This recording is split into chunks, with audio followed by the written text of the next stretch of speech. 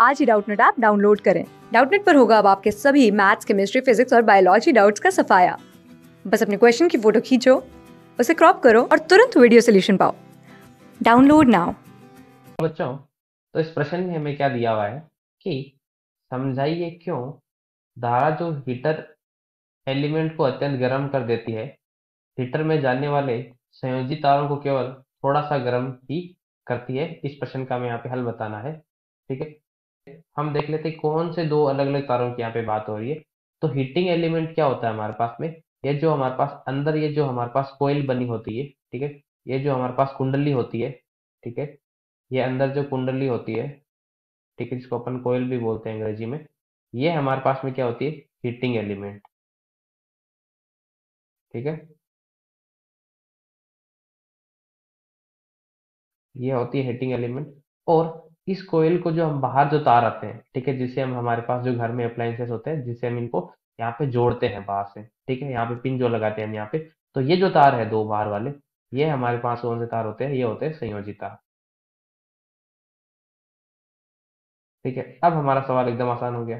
बस हमें जानना क्या था कि संयोजी तार कौन से है, ठीक है, और कुंडली हमारे पास में कौन सी है और हीटिंग एलिमेंट क्या है। ये हमारे पास क्या है, कुंडली है, जो कि हमारे पास क्या है, हीटिंग एलिमेंट। अगर हम यहाँ पे बात करें तो हमें पता है कि हम क्या चाहते हैं कि यहाँ पे जो कुंडली है, ठीक है, कुंडली में क्या हो, हमारे पास कुंडली का प्रतिरोध क्या हो, ज्यादा हो। जो कुंडली हो इसका जो प्रतिरोध रेजिस्टेंस हो क्या हो हमारे पास में, ज्यादा हो। और हमें, क्योंकि ज्यादा हमें क्या चाहिए, ऊष्मा ऊर्जा चाहिए। और हमें पता है जो ऊष्मा ऊर्जा का फॉर्मूला होता है वो क्या होता है, वो होता है H बराबर आई की घात 2 गुना R गुना T। ठीक है, अगर हमारे पास में इस जो हमारे पास पूरे हीटर में से अगर आई धारा बह रही है, ठीक है, T समय के लिए, और हमारे पास ये R इसका जो हमारे पास कुंडली का प्रतिरोध है, तो इतनी क्या होती है इसमें से ऊष्मा ऊर्जा है वो यहाँ पे निकलती है। और हमें पता है कि कुछ ना कुछ प्रतिरोध तो ये जो संयोजी तार उनका भी होगा, लेकिन हमें पता है कि जो संयोजी तार होते हैं, ठीक है, जो संयोजी तार होते हैं हमारे पास में, वो किसके बने होते हैं, संयोजी तार हमारे पास में बने होते हैं, वो बने होते हैं कॉपर या हमारे पास में एल्यूमिनियम के तार। ठीक है, ये हमारे पास में क्या होता है, या तो कॉपर के तार होते हैं या फिर क्या होते हैं, एल्यूमिनियम के तार। लेकिन हमारे पास जो कुंडली होती है या फिर जिसको अपन हीटर एलिमेंट बोलते हैं, ठीक है, हीटर एलिमेंट जो होता है हमारे पास में, हीटर का जो एलिमेंट है उसका क्या होता है हमारे पास में, वो हमारे पास में बना होता है नाइक्रोम जो पदार्थ होता है उसका बना होता है। किसका बना होता है, नाइक्रोम का एक मिश्र धातु है। ठीक है, इसमें निकल और क्रोमियम होते हैं, निकल 80% होता है और क्रोमियम क्या होता है इसमें 20% होता है। तो अगर हम बात करें जो संयोजी तार है, ये क्या होते हैं, विद्युत के संचालक होते हैं और उनका जो प्रतिरोध होता है हमारे पास में संयोजी तार होते हैं, उनकी अगर मैं बात करूं तो इनका प्रतिरोध क्या होगा हमारे पास में, कम होगा। इनका प्रतिरोध होता है वो क्या होता है, बहुत कम होता है। और अगर मैं बात करूँ हीटर एलिमेंट नाइक्रोम तार, तो इनका प्रतिरोध क्या होता है, कुछ ज्यादा होता है। किसकी तुलना में, हमारे पास में जो संयोजी तार है उनकी तुलना में काफी ज्यादा होता है इनका। तो हमें पता है कि अगर हम बात करें जो ऊष्मा ऊर्जा जो उत्पन्न होती है किसी भी हमारे पास चालक में, उसका सूत्र होता है आई स्क्वायर गुना आर गुना टी। ठीक है, ये सूत्र होता है हमारे पास में ऊष्मा ऊर्जा का।